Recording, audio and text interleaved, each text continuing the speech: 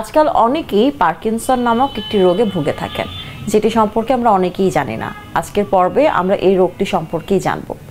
Sir, শুরুতেই জানতে চাই পার্কিনসন রোগ আসলে কি? আপনাকে ধন্যবাদ। পার্কিনসনিজম এটা মস্তিষ্কের একটা ডিজেনারেটিভ ডিজিজ।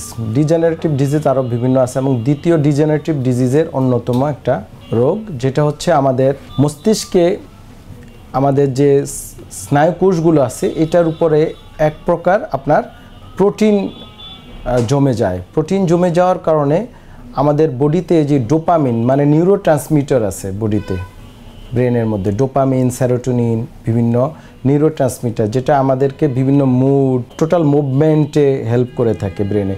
এই ডোপামিন প্রোডাকশনটা কমে যায়, তখন আপনার এই পার্কিনসনিজম এই প্রবলেমগুলো দেখা দেয়। সাধারণত 60 ঊর্ধ্ব মানুষদের এই সমস্যাগুলো দেখা দিতে পারে। যেটা হয়, রুগী বসে আছে, হাত কাঁপছে, এটা বলি আমরা রেস্টিং ট্রেমর। তারপর লেথার্জি, রুগী মানে হাঁটা চলাফেরা তার মানে করতে পারে না। একটা জিনিস শুরু করবে, ধরেন হাঁটা শুরু করবে, সে হাঁটা শুরু করতে তার ইনিশিয়েশন সমস্যা হচ্ছে, মানে শুরু করতে পারতেছে না। বাট যখন শুরু করলো সে আবার বন্ধ করতে পারতেছে না, মানে হাঁটতেই আছে। খুব দৌড়ে মানে মুভমেন্ট ডিসঅর্ডার হয়, বিভিন্ন প্রকার মাসেলে রিজিডিটি আসে, চলাফেরার সমস্যা আছে। এক প্রকারের সে ডিজেবল হয়ে আসে, মানে মুভমেন্ট ডিসঅর্ডার, চলাফেরা, মুড ডিসঅর্ডার, সাইকোলজিক্যালি তার বিভিন্ন চেঞ্জ আসে। 60 ঊর্ধ্ব নরনারীর এটা কমনলি সাধারণত এই রোগের কারণে, এই ডিজেনারেশনের কারণে আপনার এই সমস্যাগুলো দেখা দিতে পারে।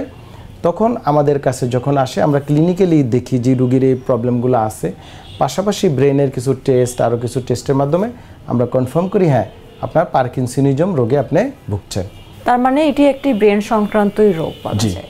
অবশ্যই এটা ব্রেনের একটা ডিসঅর্ডার এবং ডিজেনারেশন চেঞ্জ, ডিজেনারেটিভ চেঞ্জ। এই রোগের চিকিৎসা কি স্যার?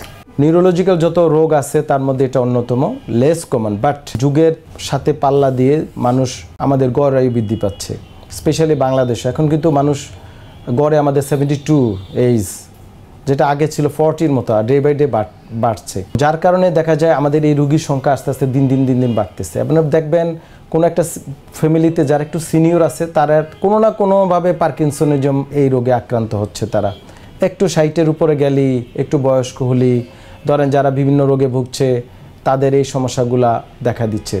তো এইটা নিয়ে মানুষ অনেক সময় কনফিউশন থাকে। তো মানুষ মনে করে যে এটার চিকিৎসা মনে হয় নেই, বা বাসায় রাখলেই হবে, বা কি করবে বুঝতে পারে না।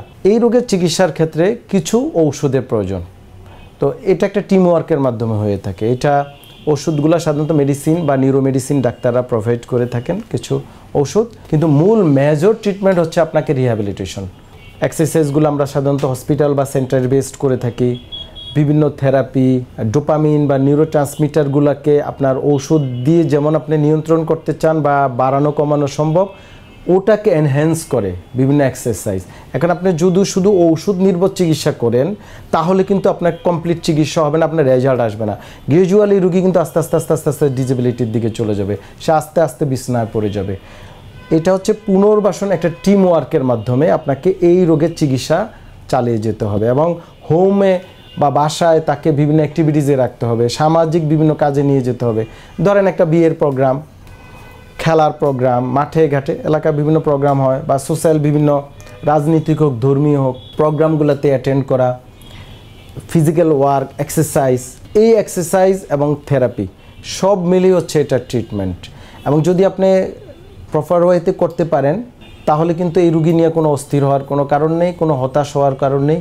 রুগীরা মরণ পর্যন্ত আপনার মানে সেলফ ডিপেন্ডেন্ট থাকবে। ধরেন সে হাঁটতে পারে না, তার জামা কাপড় গায়ে দেওয়া আস্তে আস্তে গ্রাজুয়ালি খারাপের দিকে যায়, তাহলে এই ট্রিটমেন্টের মাধ্যমে সে কিন্তু সুস্থ থাকতে পারবে। অনেক ধন্যবাদ স্যার আমাদেরকে আজকের এই পর্বে পার্কিনসন রোগ সম্পর্কে জানানোর জন্য। আপনাকে অনেক ধন্যবাদ। নাগরিক টেলিভিশনকে অসংখ্য ধন্যবাদ।